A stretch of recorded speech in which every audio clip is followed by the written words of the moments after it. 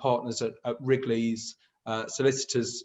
Alico joining us this afternoon, Alico Marvin, solicitor at Wrigleys, to just give us a bit of a whistle-stop tour really through the key current legislative and legal implications for the sector, regulatory implications for the sector.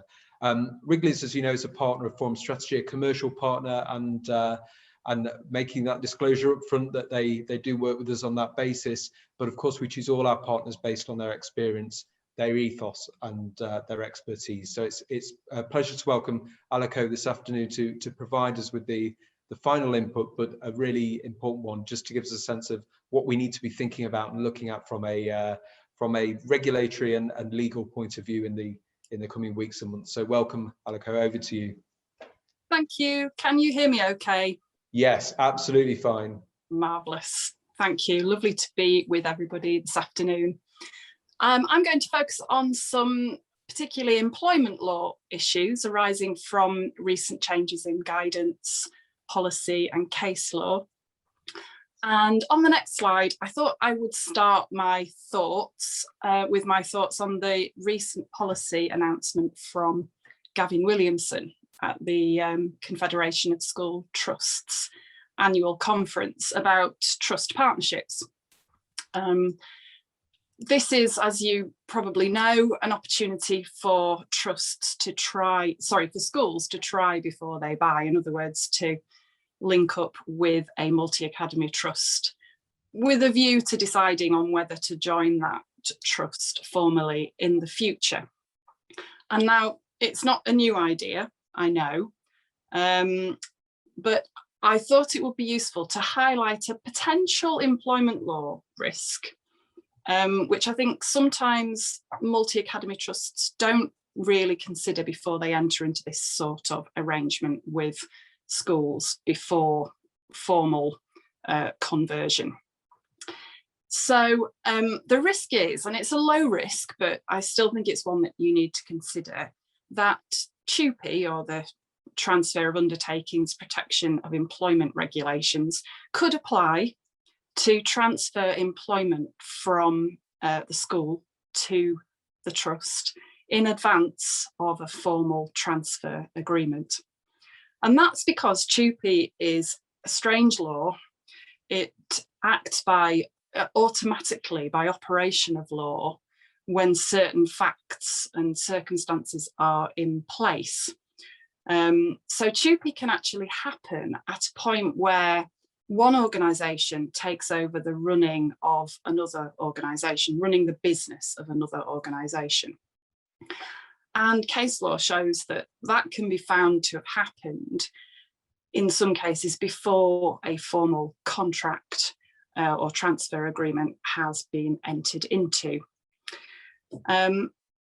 Now, the trust partnership model agreement, which the government have put forward and are encouraging schools and trusts to enter into, suggests that the kind of scenario they envisage is that MAT personnel will be in schools that aren't part of the trust and supporting decision making of the schools.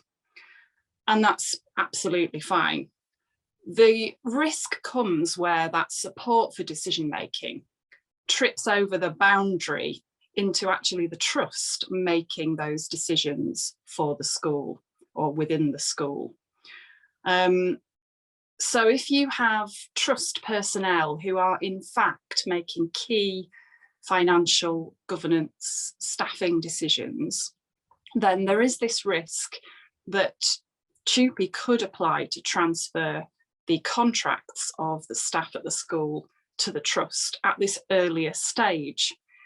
Now, why is that a risk? Well, the key risk here really is when you have school staff, so that's maintained school staff, who are impacted by trust decisions.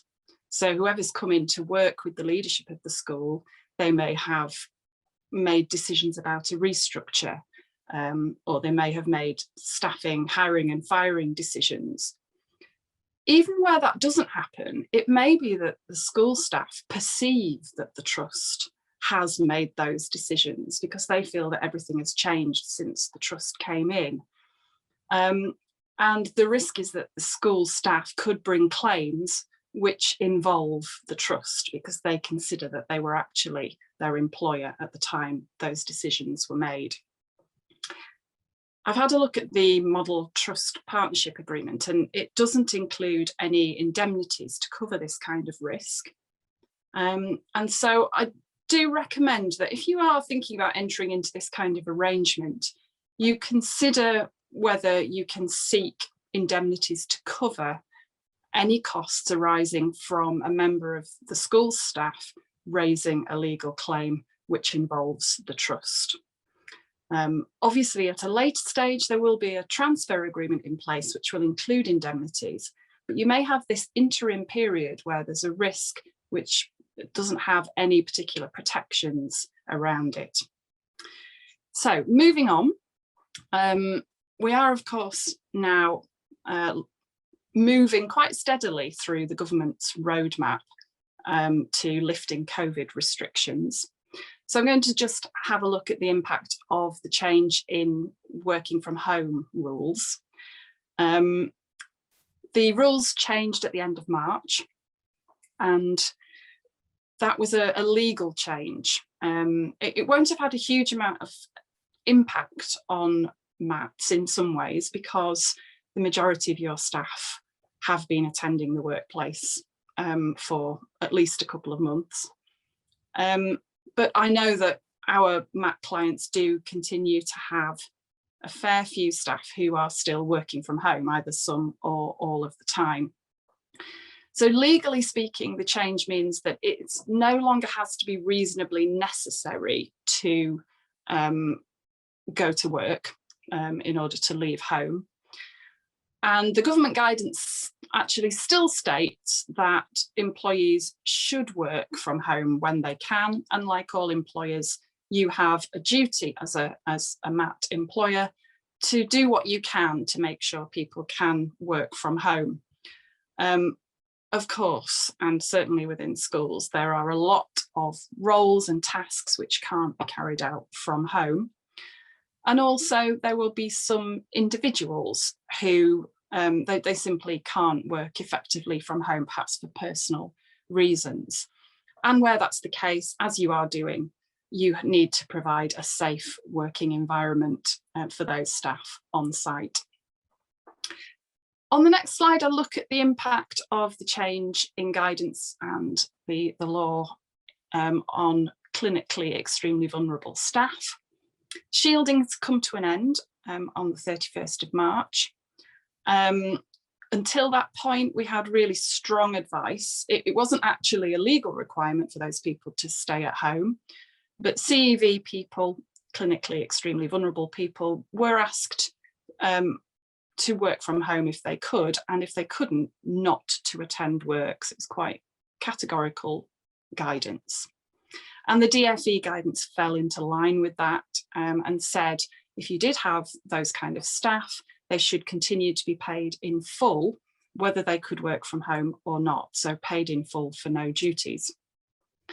But the guidance now generally has changed for CEV people. From the beginning of April, the guidance is much the same as it is for everybody else. So they should continue to work from home if they can. But if that's not possible, they can now attend the workplace. And the DfE have updated their latest operational guidance, which I'm sure you'll be very well aware of. And that states that, yes, your CEV staff should be working from home where possible, but if they can't, they can attend the workplace. So on the next slide, I thought it might be helpful to look at what that means in practice. I expect that you've had some discussions already with your CEV staff about coming back to work, and indeed you may have a good number of CEV staff who are already happily working back in the workplace. The change in the rules is not doesn't mean you can have a blanket approach to these staff. So you can't simply say, right, the rules have changed, so back you come. You need to review their individual circumstances in the round to lower the risk of claims and to make sure that you are creating a safe system of work for that person. So when first of all, you need to obviously discuss with your member of staff what their current circumstances are, any ongoing concerns they have, what's their attitude to coming back into the school site. Discuss with them any recent medical advice they've had about returning. And also you might want to discuss their vaccination status. Obviously that's information that they can share with you if they want to. In some cases, it might be helpful to ask if they consent to you approaching their GP or consultant for a bit more detail on their condition, to get a fuller picture of whether it's safe for them to return and what you might need to do to make it safe, if that's possible. It's not legally required to have an individual risk assessment for each CEV person, but it is something I would recommend. And it's certainly something that the joint unions are asking school employers to do. The benefit of working through an individual risk assessment is that you can look in detail at the specific role, the classrooms or the sites that you're expecting this person to go into, the type of activities they're undertaking. And you can also take into account the current level of infection in the community, the level of infection in school, and any other risks which you will need to take into account for that person. You can also explore with your member of staff some maybe alternative ways of working. And it's important to remain open-minded and to involve the member of staff in creative thinking about how their work can keep going despite perhaps some restrictions on what they can do. Think about adjusting their role to give them a safer role or working environment, maybe different hours of work to avoid pinch points and sort of crowds, obviously to try and avoid unsafe travel where they might be using public transport. Can you provide a different classroom which is better ventilated or has more space? Can you give them a designated working space to lower the risk of them sharing equipment, for example, with others? And I would recommend a phased return, because that's likely to build somebody's confidence, make them feel like you are supporting them. Phased returns will need regular review, so you check in to see how things are going and you make adjustments as you go along, and that's the way really to make sure confidence is built as part of that process. In terms of pay, the DFE, as I say, were advising full pay for no duties previously. That guidance has now disappeared. So there's this sort of grey area now about how pay should be dealt with. I've put out a few different scenarios on this slide. So obviously if somebody's working from home, you pay them in full as normal. If you've agreed reduced hours, and that's a contractual variation, then you can reduce pay as a consequence. If somebody is not fit for work, so they're sick, potentially because of their underlying health condition, they can't work regardless of the COVID situation, they may be on sick leave. But do be aware, if it's a teacher and the Burgundy Book or NJC conditions of service apply, that there is effectively a sort of medical suspension clause in there at paragraph 10.3, which says that if, in the opinion of a medical practitioner nominated or approved by the employer, it's inadvisable for a teacher to attend duty for precautionary reasons due to infectious disease in the workplace, then they should take that time off with full pay, and it shouldn't count against their sick pay entitlement for the year, or their 6 months full, 6 months half pay. Medical suspension may be something you have to call on in some cases. That would be particularly where the employee is willing to return, but actually you don't feel it's safe for them to do so. And again, medical suspension is always on full pay. And phased returns, it's up to the employer to agree with the employee how phased returns will be paid. Obviously, if somebody's been on a period of full pay during no duties, it wouldn't make a huge amount of sense to drop their pay when they come back and start doing some work at school. So it's usually best to keep them on full pay. But if you are moving somebody perhaps from sick pay on half pay and then they start to do more work, then you should make sure you pay for any worked time at the full rate, but you can come to an agreement about the unworked time. The joint unions, I've just put a link on this slide to their current view on what school employers should be doing in terms of pay for vulnerable staff at the moment who don't attend school. What they're saying is that CEV staff should be allowed to either work from home or have no duties and continue on full pay. So they don't want employers pressuring them back into the workplace.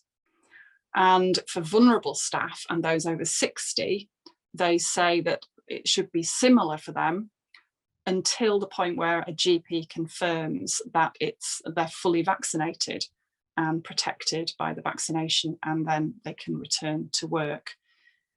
So just be aware of that advice. It doesn't mean you have to follow it, but that's what the trade unions are likely to be asking you to do. And then on the last slide, we are now starting to see some really interesting COVID-related health and safety cases coming through the employment tribunals. These are all at the first stage, so they don't set a precedent, but they still are quite interesting for how a tribunal might decide these kind of cases. The headlines on a couple of cases which we've seen in the tribunal are, first of all, it may be fair to dismiss for a refusal to follow COVID protocols in some cases. But the key point the tribunal makes there is that the protocol, the instructions for what the member of staff has to do need to be really clear. So they need to be set out in writing. There needs to be a very strong paper trail, risk assessment, documentation, showing what the staff member was expected to do. And also the instructions themselves need to be reasonable in the circumstances. And that includes what the individual's circumstances, so their health conditions, for example. And the second headline from a tribunal case is that this was a case of automatic unfair dismissal because of a refusal to attend work linked to fears about COVID. And, excuse me, in that case, the tribunal said that the member of staff wasn't automatically unfairly dismissed because of his fears about COVID, meaning he refused to work. What they said was he had a generalized fear about COVID in the community and how it might impact on his family, but he never actually specifically said what it was about the workplace that he thought was dangerous. But I think it's likely that if you have staff refusing to work because of specific fears about the workplace, they're likely to explain what those are. And remember, there is a risk that if you dismiss or subject them to some kind of disadvantage because of that fear, there could be a claim. The case I refer to on this slide is actually an appeal tribunal case, so this does set a precedent. And it's a really useful reminder that these health and safety related protections are quite broad. And actually, this was a case where a member of staff working on the railways, he had designated health and safety duties. And he started to put these into place, and he rubbed everybody's backs up the wrong way. And the staff decided they couldn't work with him, and he was dismissed. And the tribunal decided that he was protected from dismissal in that circumstance because he was designated to carry out those health and safety duties, and he was dismissed because he had brought in health and safety protocols. So just an interesting reminder. And this protection also extends to trade union reps who are health and safety reps, employee forum reps for health and safety, and also people who bring health and safety concerns to your attention if they can prove that the activities they carried out relating to health and safety triggered their dismissal or triggered some other kind of detriment, then there's potential that they could bring a claim. So that's the end of my whistle-stop tour. I just thought I would remind people that Wrigleys are offering a drop-in surgery for chief operating officers next Thursday, 20th of May at 2 p.m. And I think Alice are you going to send round my email address so people can sign up for that if they want to? Yes, exactly. I've just posted it in the chat, Alico. So oh, brilliant. Yes, if people want to sign up, they can get in touch with yourself or Graham, can't they? Yeah, that's brilliant. Thank you. Fabulous. Thank you very much indeed. That was a really extensive and very relevant and timely update, I think, for all of our attendees today to consider. And as you've said, the drop-in sessions will be great because people can actually come and talk to you about some of the issues that they're facing and get your perspective on that. So Absolutely. Thank you, Alico. That was really, really interesting. And yeah, please do sign up to the drop-in sessions for next Thursday.